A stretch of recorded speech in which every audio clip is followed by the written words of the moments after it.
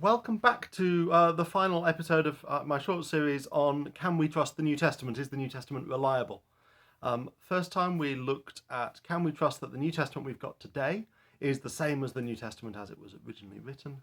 Last time we looked at is the New Testament as originally written reliable? Can we trust it?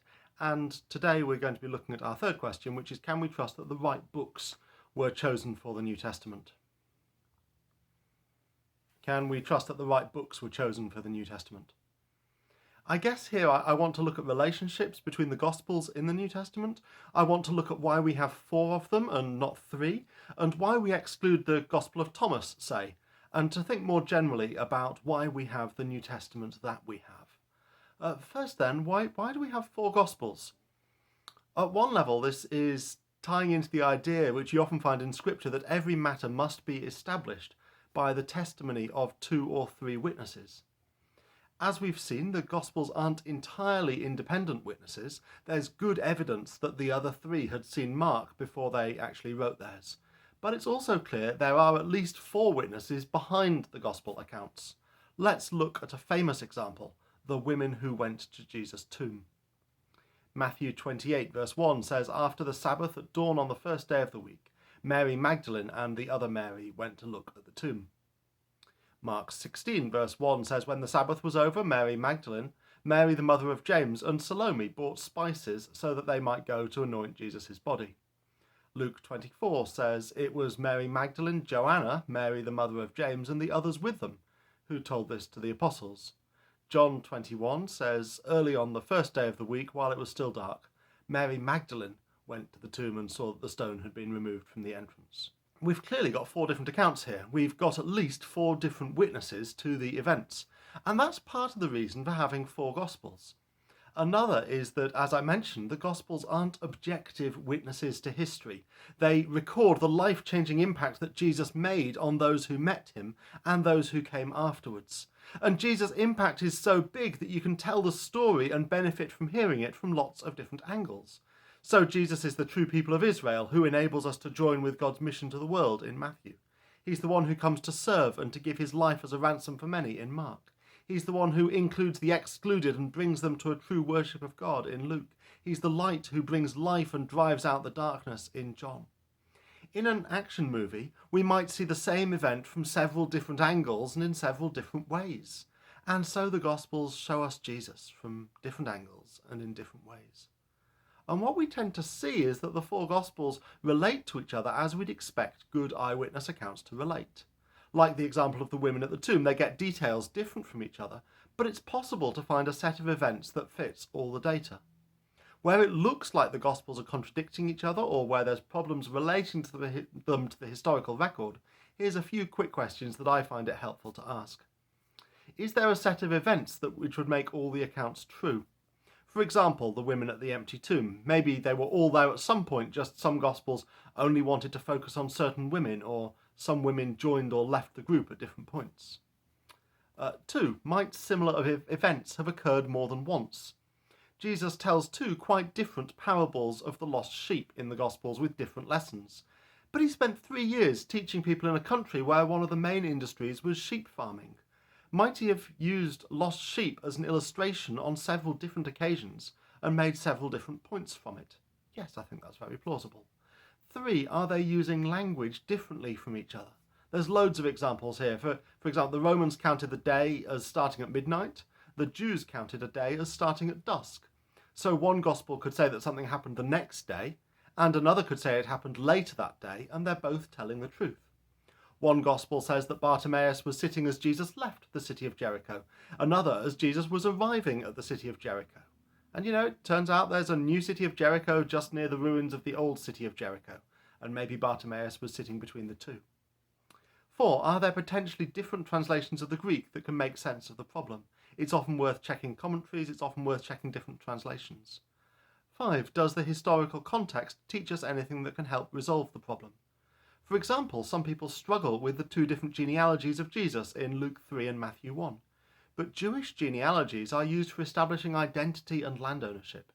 In the Roman culture, adoption was common. For example, the Emperor Augustus grew up with Gaius Octavius as his father, but was legally adopted by Julius Caesar as well. He claimed both of them as his father. What if Joseph owned 2 bits of land, each with its own genealogy? That could happen because someone died without children, so legally adopted him for inheritance rights. It could happen because of levirate marriages, as with Ruth. It could happen because of women inheriting but not counting for the purposes of formal genealogies. It could happen because the Jews seem to be a lot looser in their use of son of than we are. Number 6, what does a good commentary say about it? If you get stuck on something, it's really helpful to see what other people have said about it. I've been reading the Bible for decades. I found a few bits of the Bible which I just think are odd and I don't really understand. But I've not found anywhere where it contradicts itself in a way that I don't think makes sense. As 4 different accounts of the same events, the Gospels do really well at not contradicting each other. But they also do really well at what are called undesigned coincidences, times where a random detail in one Gospel helps us understand a different bit of another Gospel. Let's have a look at some of these. First, why does Herod Antipas ask his servants about Jesus in Matthew 14, 1-2? And the answer is that one of the followers of Jesus was the wife of Herod's steward in Luke 8, verse 3. Another one, after the transfiguration, why do the disciples tell no one in Luke 9? Answer, because Jesus told them not to in Mark 9. In the lead up to the feeding of the 5,000, why does Jesus ask Philip, who's a minor figure in the Gospels, where they're going to find bread to feed all of these people? And the answer is because Luke 9 tells us it was in Bethsaida, and Philip, according to John 1, was from Bethsaida. Another one, in John 18:32, Pilate asks Jesus whether he's a king. Why does he do that? Nothing in the chapter says he claims to be a king, and John doesn't record it, but the Jews did make that charge against Jesus in Luke chapter 23. Again, in Luke 23, Pilate asks Jesus whether he's a king, and Jesus gives an answer that's not a denial that many scholars take for a terse idiomatic acknowledgement. Then Pilate declares that he finds him innocent. How can this puzzling fact be explained? Answer, Luke's only giving a summary of the interview. In a fuller account, we discover that Jesus told Pilate that his kingdom wasn't of this world in John 18. Another one, in Mark 14:58 and Mark 15:29, the charge is reiterated that Jesus threatened to destroy the temple, yet nowhere in the synoptics do we find his saying anything about this, not even something that could be plausibly misunderstood.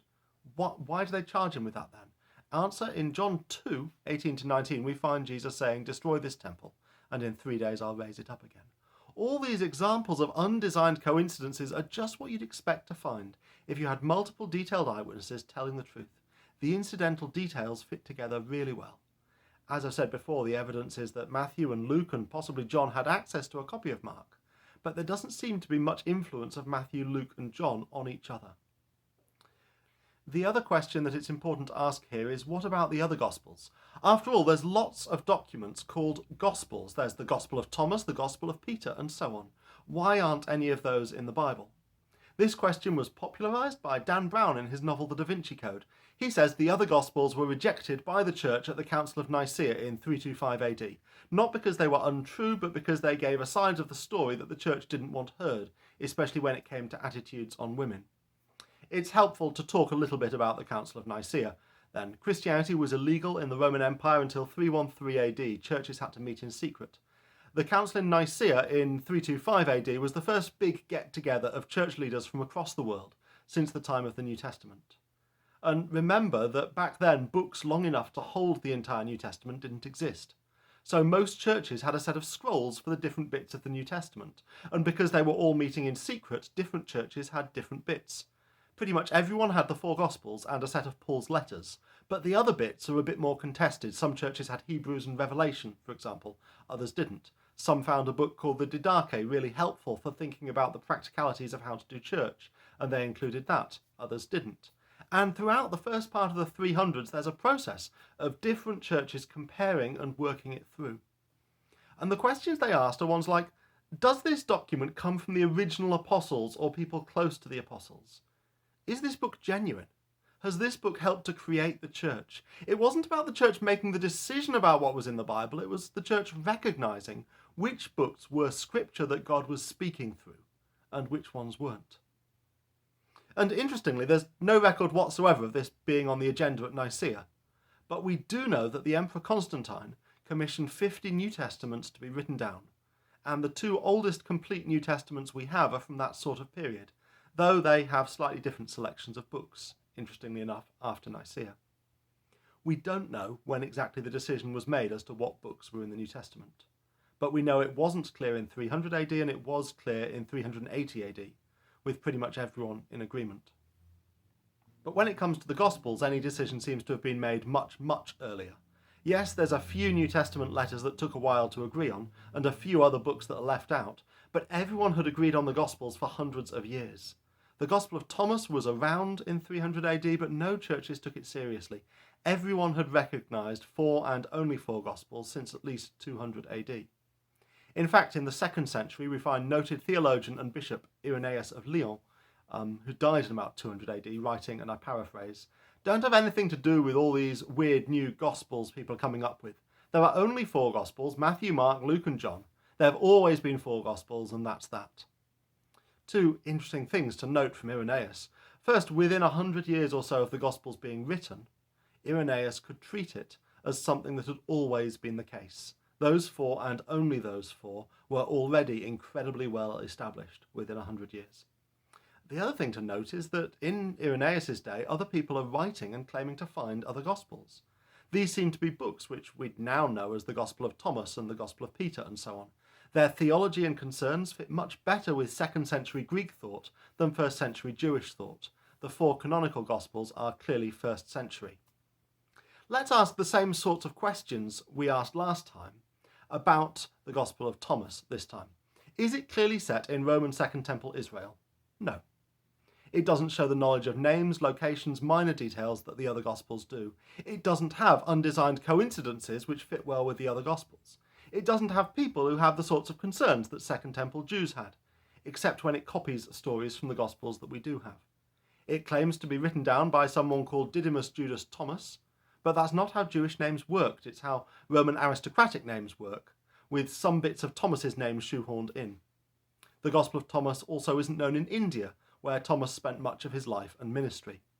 On the question of the Gospel of Thomas, we need to ask whether it fits best in the context Thomas lived in as a young man, Jewish culture, the context he worked in as an old man, Indian Christian culture, or the context that Irenaeus says was producing lots of false Gospels in the 100s AD, Gnostic Greek culture. So the first half of Acts fits well with the Jewish culture, second half fits well in a secular Greco-Roman culture, which is what you'd expect. But the Gospel of Thomas doesn't fit well in either the Jewish culture of Jesus' day or the Indian culture of Thomas's death. Instead, it reflects a lot of characteristic Greek Gnostic ideas. For example, let's look at Gospel of Thomas 1:14. Simon Peter said to them, "Let Mary go out from among us, for women are not worthy of the life." Jesus said, "Look, I will lead her that I may make her male, in order that she too may become a living spirit resembling you males. For every woman who makes herself male will enter into the kingdom of heaven." In the 4 canonical Gospels, one recurring theme is the dignity that Jesus gives to women who are often on the edges of polite society. Ditto in Paul, especially when compared to his Greek contemporaries. The Gospel of Thomas is totally different, but it fits in perfectly in Greek Gnostic contexts. And interestingly, it gives us exactly the opposite message about women to the message Dan Brown wants it to give. The other so-called Gospels are similar, but even less convincing. Some might go back to the 2nd century, some, like the Gospel of Barnabas, don't seem to go back before 1300. None of them have any real evidence they're authentic. None of them go back to the lifetime of people who remember what Second Temple Judaism was like. There is no evidence that any of them have ever been accepted by any mainstream church. Can we trust that the New Testament we've got made the right decision about which books to include and which ones not to include? Yes, I think we can. The Gospels that we've got, the 4 Gospels, Matthew, Mark, Luke and John, are all clearly set in the correct period. They're set by people who know that period well. They don't contradict each other. They have undesigned coincidences that fit well. The 4 Gospels we have in the New Testament have exactly the characteristics we would expect if they are 4 contemporary accounts of Jesus' life, and the other so-called Gospels don't have any of those features. So overall, can we conclude that the right Gospels were chosen to be in the Bible? Yes, we absolutely can. And looking back over this whole series, can we trust that the New Testament we have today is the New Testament that was written down in the 1st century AD? Yes, we can. Can we trust the New Testament as it was originally written is accurate and reliable? Yes, we can. And can we trust that the right books were chosen for the New Testament? Yes, we can. The New Testament is reliable.